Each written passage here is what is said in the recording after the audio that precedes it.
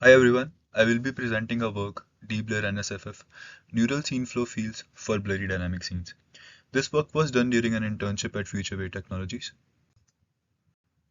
To give an overview of this presentation, I will first talk about the problem statement and some prior work and its limitations. Then we will discuss our solution and results, and finally we will conclude this presentation with future work. So let's start with the problem statement. Given a monocular RGB video, we want to synthesize novel views of the scene, considering the objects present in the scene may or may not be static, and the video is subject to blur, possible due to camera or object motion or out of focus blur. So let's visually understand this problem statement.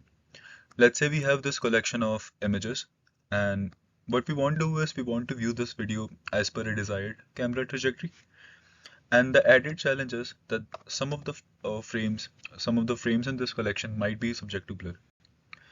So we also want to parallelly sharpen the blurry frames while getting that desired camera trajectory. Now let's talk about some prior work and its limitations. So over the past few years, this has become a standard methodology to model dynamic scenes. Following the approach of NeRF, we shoot a ray into the scene, but instead of predicting just radiance and density, we also predict 3D scene flow and disocclusion weights. And this method is called neural scene flow fields. You can check neural scene flow fields for more details about this method. So I have shown a few results of NSFF on dynamic scenes to build up to our problem statement. So let's say this is our input monocular video and we want to synthesize novel views at fixed times. And this is how it looks like. NSFF does a great job for that problem. And these are the results for fixed view at different times.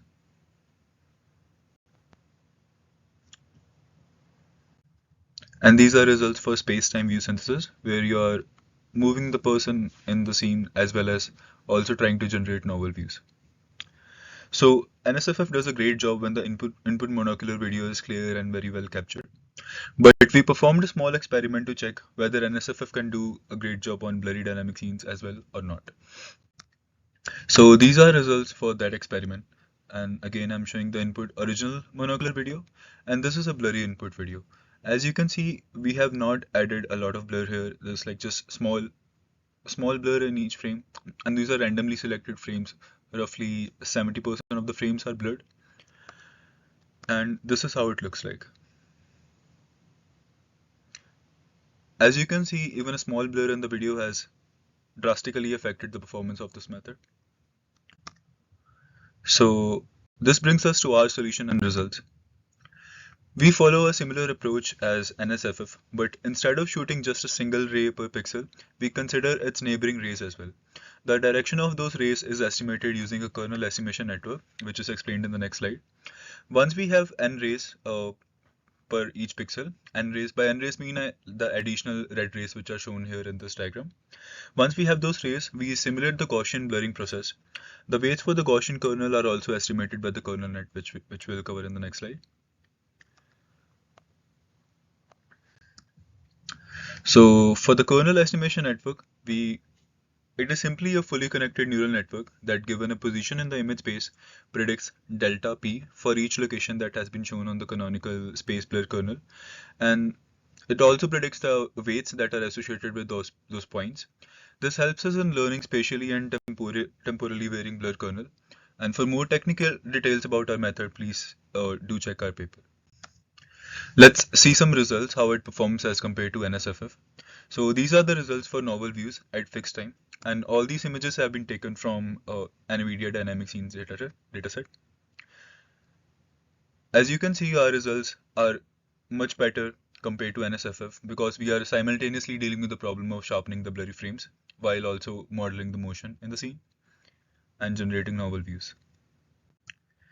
These are the results for fixed view at different times.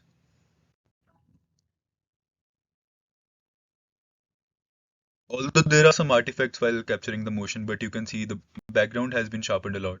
And even for the area of the scene that is in motion, that is also performing better compared to NSFF. And these are the results for novel space-time view synthesis.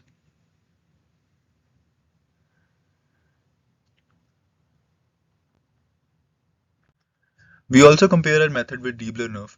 Deblur-NeRF also does a great job in modifying NeRF to capture static scenes while there is like blur in the scene. But although it does a great job for static scenes, it has not been designed in a way that it can capture motion in the scene, which is why there are some obvious artifacts as shown in these results.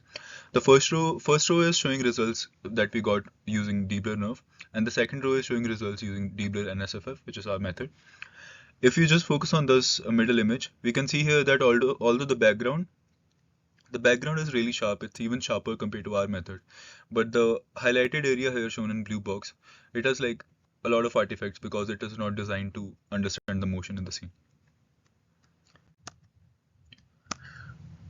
For dataset, we have evaluated our performance on NVIDIA Dynamic Scenes dataset, which is a standard public dataset for these kind of tasks. And it consists of total 8 scenes and they're collected using 12 cameras. This is a table comparing our method against NSFF, and overall we achieve an improvement of 4.3% and 12.8% in PSNR and SSIM respectively, and also a decrease of 28.12% in LPIPS value. So to summarize our contributions, we introduce an original problem statement that is vital to the real-world deployment of NeRF variants for dynamic scenes. We propose an algorithm that tackles blur while learning to generate novel views simultaneously. And we also demonstrate qualitative and quantitative comparison of a method with previous state of the art methods. And now coming to the future work, nonetheless our method has certain limitations.